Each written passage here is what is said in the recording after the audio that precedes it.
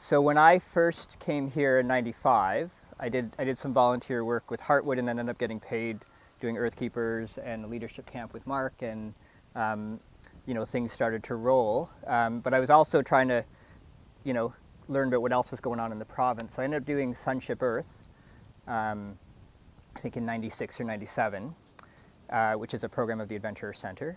And I had a group that was so hard.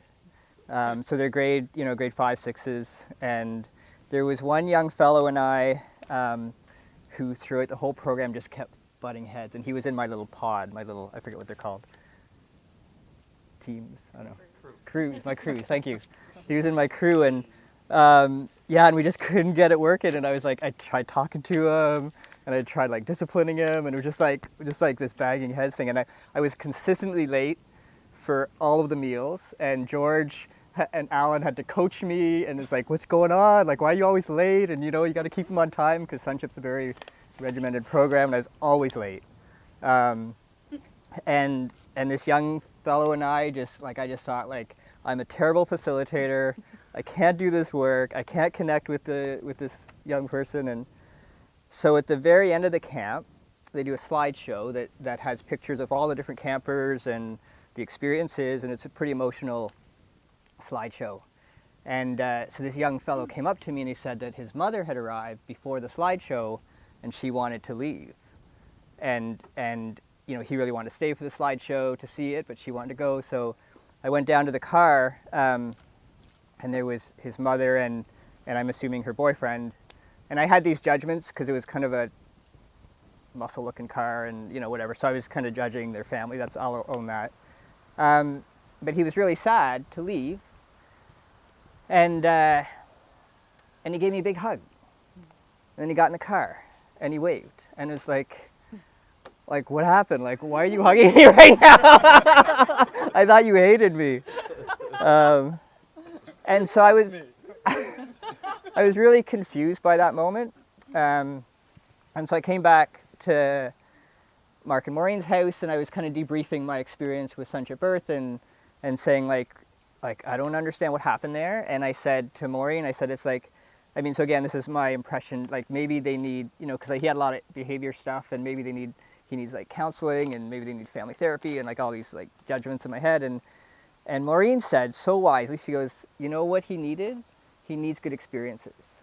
And the more that I as a youth worker can provide good experiences, and that our programs can provide good experiences for these young people, that's what's going to make the shift in who they are and what they want to do in their communities and where they go from there. So so you said that what I provided him was a good experience, which it didn't feel like that in the moment, but clearly there was some piece there. So that's a piece of wisdom that I carry with me.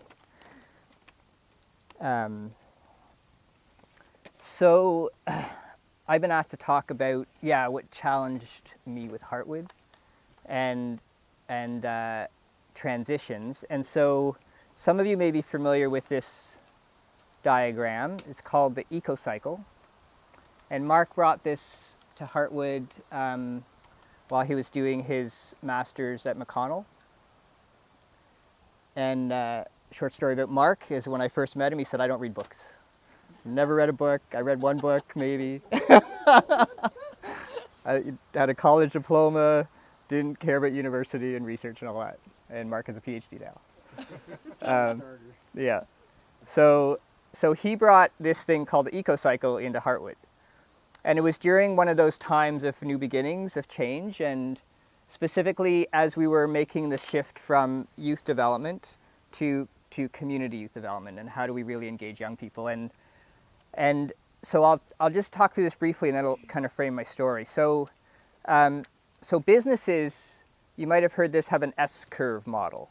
So the S-curve is you start with a business at birth, and it grows, and it comes up to here, and that's maturity. And all businesses want to get to maturity because that's when you can just sit back and kick back because the money's going to be rolling in and everybody loves you and things are going well. So that's a bit of an illusion. And so the eco cycle looks at how businesses and organizations actually go through, sure, they come to this place of maturity, but then drop down into something called creative destruction, which is down in this corner here.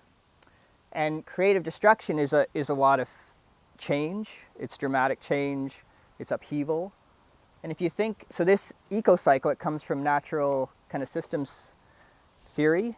If you think of a forest, goes through the same kind of thing. So it starts with birth, goes into maturity, and then there's some kind of dramatic change. Could be a hurricane, like last weekend. It could be a forest fire, but there's some kind of major upheaval that happens.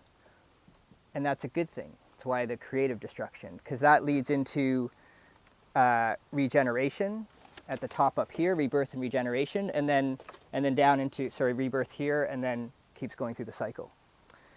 So the pivotal time that Mark brought that in was during this, this conversation around youth development, environmental programs, canoe trips.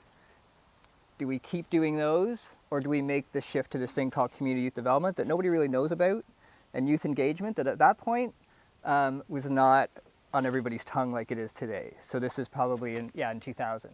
People weren't saying youth engagement back then. So the question was, do we make that shift? If we made that shift, it would mean we need to let go of some things. So these tabs here, at these points here, kind of at the regeneration point and at the creative destruction point, is you need to let go of some things to embrace that change. So we let go of the Earth Keepers program. We let go of the LEAD program, the Explorers program, university programs, RCS Netherwood. Yeah, there's a number of things that we just said, you know what, that doesn't fit with this direction. It was excruciating. And I was telling Laura this week, like, I remember those circles. I remember where I was sitting at Kathleen's house and having that conversation around Earth Keepers and those environmental programs. Hard to let go of those. Yeah. But we gave them to AEC. Yep. We just ran and it was awesome. Yep. Simple and it ran very well. So. Yep. So LEAD and Explorers are done by the Adventure Center. So trying to find ways where those programs could still continue on. So that was a major transition point, right? And this cycle helped me understand why we're doing this and make sense of it. The other transition point was the move to Halifax, where, Lunenburg County was our home. We had this long history there, started there. If we moved to Halifax, were we selling out the rural communities? All that conversation was had. We need to stay rooted in our home where we were born. Mark was traveling to Halifax. I was traveling to Halifax. Paula was traveling to Halifax. There's so many relationships there. Where we were in Dayspring, just outside of Bridgewater, stopped making sense for this direction to community youth development. Some of our staff lived in Halifax. Yep. Catherine, John. Yep. They were traveling down to Hartwood. Yep. Yep. So again, it was a moment in time of transition and shift, and it made sense. When we looked at what we were carrying as far as and what our mission was, what our direction became, which was around the community development work. So we moved to Halifax, and that was an awesome decision. I just built a house. I started driving to Halifax. It was like, not what I want to be doing in my life. So Hartwood challenged me to stick with it. And the Center for Community Youth Development opened in Halifax. There was like all these young adults were coming in, like from CWI and Katimavik and other places. Isabel, Simon, like there's a bunch of folks that just started showing up, and John was kind of finding ways to involve them, and it really shifted our thinking as well at that moment. The other kind of big transition that I'll just talk about here was 2008 when we did this huge downsize. So I was executive director at that point. I didn't fire John, just for the record. He's not here, but just for the record, I've never fired John. I laid him off a few times, but never fired him. And so there was this point in time where Hartwood felt quite heavy. in the amount of staff we had and the rent that we were paying in that facility, and this was on Cornwallis Street, and the kind of the feeling of not getting support from government and community, and people not stepping up to give us kind of sustainable funding or anything like that. And so we were very entrepreneurial. We were making the money as we went, as is happening now, and we've always been that way. But it felt like Heartwood was at a bit of a tipping point where we'd kind of outgrown ourselves in a way. And so we did this huge downsize, and it was timely for people. Kathleen wanted to go back to school. Paula was having Mila, a baby. John Ure had found some other employment, and it just felt like there was a natural shift that was happening with the organization anyway. So we dove into that. We hired Maria and Isabel, and so we went from a staff of 8 to a staff of 2. We did some really good, I hope, really good PR work with our partners like Rick Gilbert and others, and just said, this is what's happening. We're still around. We just need to take a pause. We need to kind of spend some time in this creative destruction zone and figure out what's the new learning for Heartwood at this time. Created this pool of associates that could continue to do some of that high-level training, but we weren't on staff all the time. So Kathleen, Adriana, Paula, myself kind of did some of that. So it's not only like work, it's life. And this applies personally as it does organizationally, as it does community.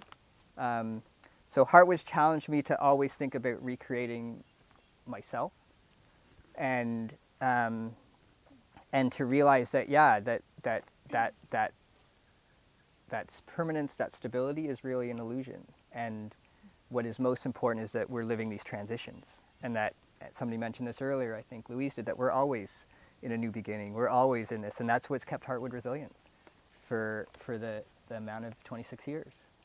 Is embracing that we're changing. We're changing our day. I remember there being, oh, we're transitioning again. Oh, we're changing our name again. Oh, what are we now? And it's just, that's just who Heartwood is. It's like, settle in, folks, because it's going to be changing. And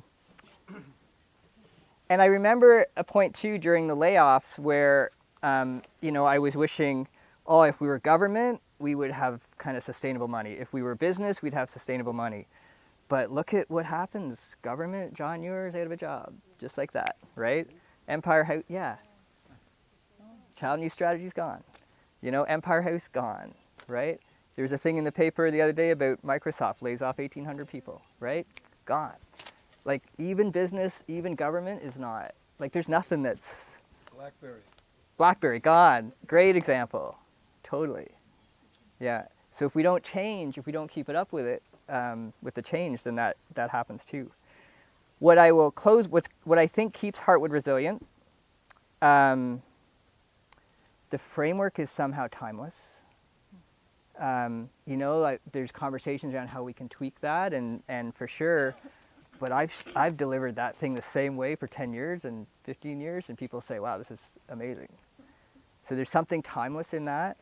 And I think what is timeless in that is that there's the values. Somebody spoke earlier about the Heartwood living its values. This is an organization that sticks to its values. So that culture, the community, the commitment is the values of the organization, and that's what withstands the changes that happens. As we were going through those layoffs, especially the first and the second one, all of those staff stayed, Any of them could have said, I'm bailing, this isn't, I didn't agree to 6 weeks off with no pay. That wasn't part of my contract. Every one of those people stayed, and they all came back. And some of them worked while they were laid off. So there's a sense of like, it wasn't just a job for people. It's their life, it's our life, it's my life, for sure.